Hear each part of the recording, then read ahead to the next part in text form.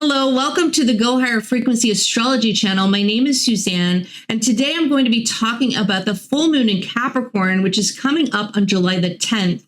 It's the second of 3 bridge moons leading up to the full moon eclipse happening in September. My goal for this channel is to provide some context to these cycles and to offer some practical guidance about how to channel these energies more effectively as we're dealing with a chaotic year of change. Before we talk about the full moon, I want to review a few of the recent transits. The Cancer new moon didn't disappoint as the dark tribal train wreck it promised to be.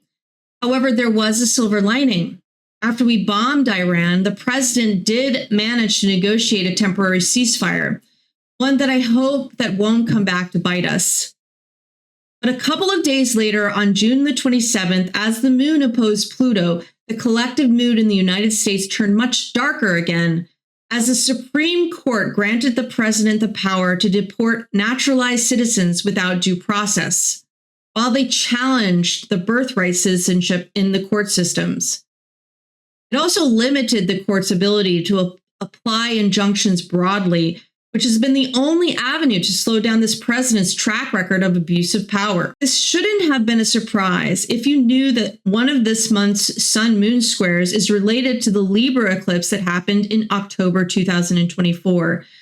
This is when the Supreme Court granted the president immunity from prosecution for anything related to his presidency. But it still shocked and dismayed me. It took away the little faith that I had in our Supreme Court as acting as an independent branch of government. I don't know why I had this faith to begin with. It was definitely a Jupiter or Neptune disillusionment moment.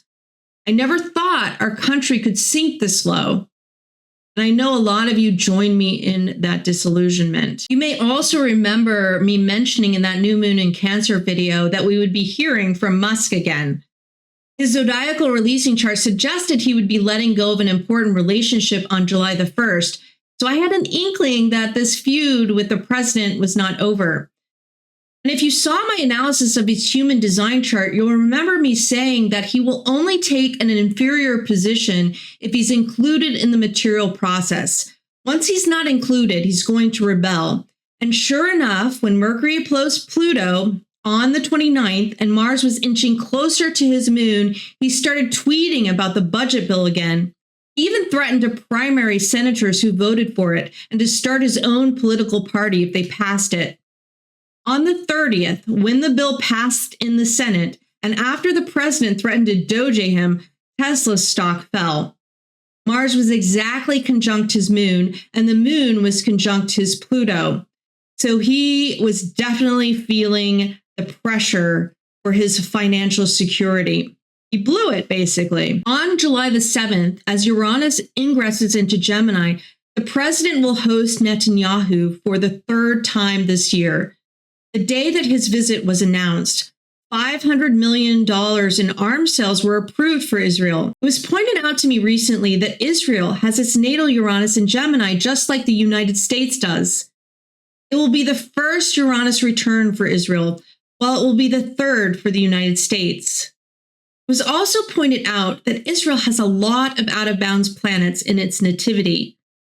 The Moon, Mercury, Venus, Uranus, and Pluto were all out of bounds when Israel became a country. It makes a lot of sense based on the historical context, but it makes me wonder about the long-term stability of this country. Out-of-bounds planets describe an unconventional and sometimes extreme expression of the energies of that planet. Israel has had only very brief periods of peace since its founding.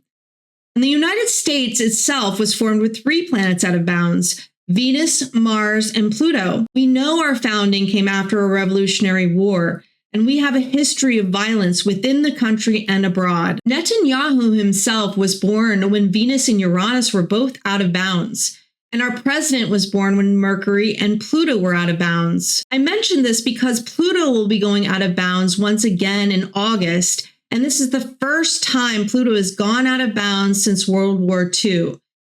Pluto out of bounds coincides with intense periods of war and unrest. Pluto will continue to go out of bounds for 2 to 3 months a year until 2035 and will not go out of bounds again for the foreseeable future. which is interesting to note. What will happen during this final time? A positive spin on this period is that Pluto will be out of bounds to the south instead of the north like it was during World War II. The astrologer Rosie Flynn found in her research that Pluto out of bounds to the south brings power to the people rather than power to the dictator, which is consistent with the positive manifestation of Pluto in Aquarius. But first, it seems we need to be pushed to the extremes of the other side. This fits the narrative of seeing from the other side of the wheel, like the Neptune-Saturn cycle we are now experiencing in Aries, as opposed to Libra in the 1950s. Uranus will join Pluto out of bounds in 2032, when it is at the very end of Gemini, and Pluto is in the middle of Aquarius. Regardless, we've definitely entered a very intense time period in our world's history. Okay, so let's talk about this Capricorn full moon on July the 10th. The moon is still out of bounds and the chart is heavy on earth and water. So while emotions are high, we're practically minded. We are on the cardinal cross, which centers on the themes of tribalism, family, and honor. This full moon is about the beginning or ending of certain cycles related to tribal ambition. Raven Caldera calls this moon the grandmother's moon, and this is what she has to say about this moon. People born on the grandmother's moon have a born old feel to them emotionally.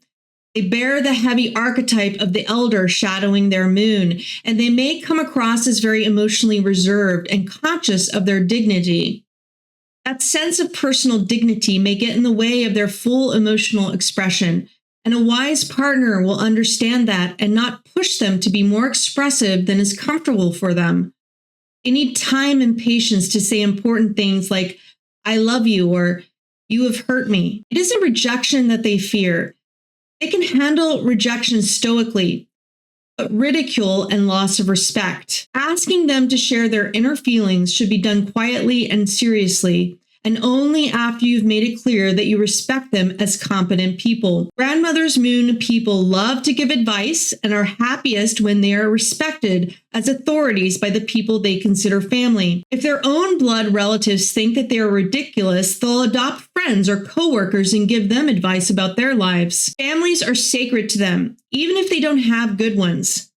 They're generally clear when their own families are unworthy, but may stick it out anyway, out of some sense of duty. As I mentioned earlier, this is the second of 3 cusp full moons before the full moon eclipse in September.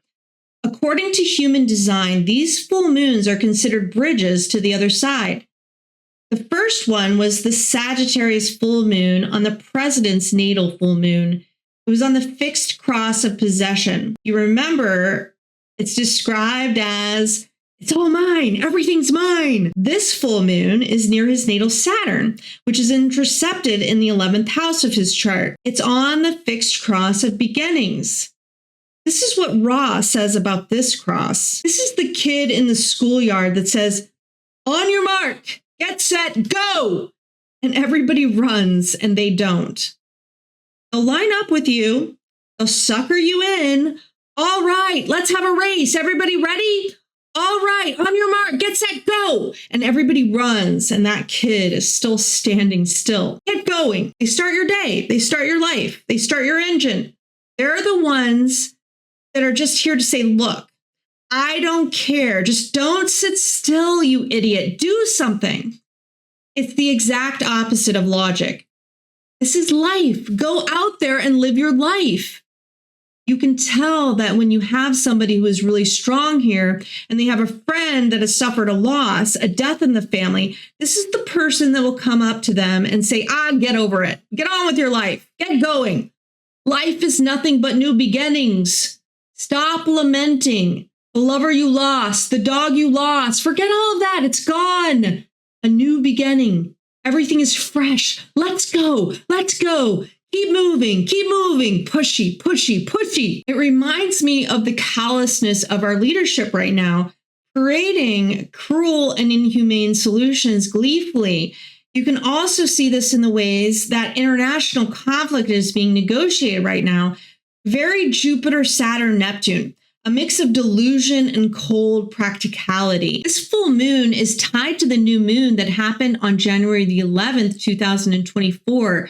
So if you have any personal planets or angles that are aspecting this full moon, you might want to think back to something that you started during that time period, as it may be reaching further culmination during this full moon. And a couple of people are on my radar that I want to talk about whose chart aspects this full moon. One of them being Pete Hegseth.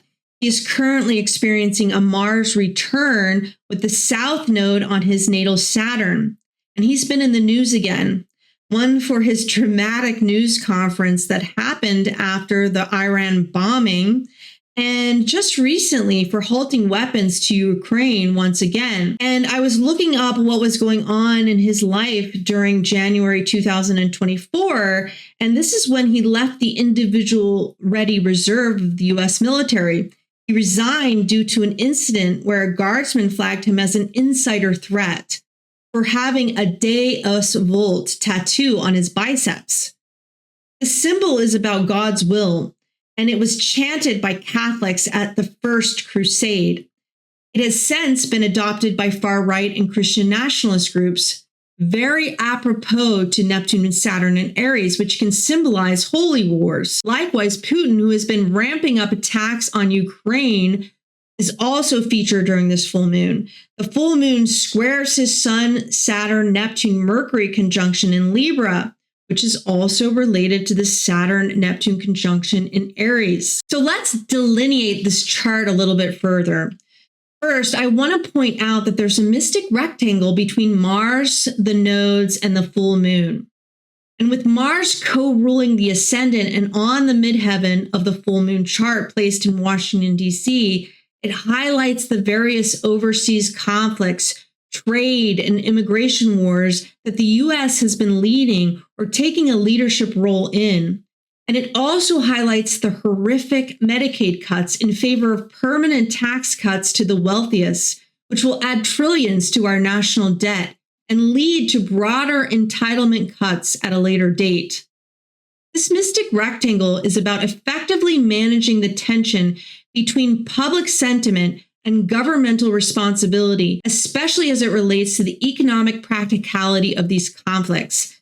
Again, very Jupiter, Saturn, Neptune, a mix of delusion and cold practicality. And you'll notice that this full moon is intercepted between Sagittarius and Gemini, between Jupiter and Mercury. It's about talking a big talk and ignoring the reality, being practical because you got to cut something, but cutting it from the lower end because you wish to cut all entitlements. Basically, you wish to have all the money for yourselves. And we have such an imbalanced government right now, led by the very wealthy, that of course we're going to cut the entitlements because there's a belief that these people are just draining the resources of the big businesses that are out there that are running this country. So just as small examples of the kinds of choices being made is this Alligator Alcatraz Immigration Center. It's estimated to cost $90,000 per migrant housed a year. So we are taking our citizens' healthcare away so we can invest more in the private prison industry. It's mind-boggling when you think about it, but you can see now why the administration wants to immediately deport those poor migrants into third world country prisons. It's really about the optics versus the cost of inhumanity. But as long as we have a diversion, we won't focus on the gross injustice of funneling more money from the working class to the wealthy. This month has been very challenging for me to maintain positivity. But if you watch the United States solar return episode I just did, I talked about the Scorpio moon featured in that chart and how we must work past the darkness of this pessimism and fear. So this is my personal work right now, as I have my own Mars and Saturn opposition conjunct this full moon. One of my favorite astrologers, Anne Ortley, has been talking a lot about creating a vision for the future. What do you personally want to contribute during this time? How do you want to see things play out in the world, but more specifically in your personal life? Who is your tribe? And how can you nurture each other through these difficult times? It's time for an alternative collective vision that focuses on something more positively energizing and life sustaining. Saturn, the ruler of this full moon, is going slow and will station retrograde just 2 days later. So this is a good time to review any Saturnian issues that are weighing you down. Saturn in Aries is inviting you to think about your boundaries. But with Neptune there, it's about finding the right amount of boundaries without suffocating your spirit. Mercury in Leo is also moving very slowly in this chart and is scheduled to go retrograde on July the 18th. It's a great time to contemplate all of the inner mechanisms that's going on that is holding you back from actually doing something positive for yourself and for the other people around you. We have the ascendant on a Sabian that speaks to the saber rattling that we've been engaging in. The midheaven is about rising above our dualistic nature, those that want to divide us for their own political gains. Mars is about the war on our ancestral ideals, and the South Node is about putting our community goals above personal goals. The IC, on the other hand, is about those who want to pay the least amount of taxes versus those who quietly do whatever it takes to contribute to get the job done. It reminds me about the news that came out recently about Japan building a rocket ship with little fanfare like it seems we must have in the United States. The North Node is an interesting Sabian. It says, under the watchful and kind eye of a Chinese servant, a girl fondles a little white lamb. It's about training and optimism, sort of like what I was saying before. Falling into pessimism and fear saps our energy and makes us physically ill. This is what I'm learning that I need to pay more attention to. The full moon intercepted in the financial axis of this chart says a lot.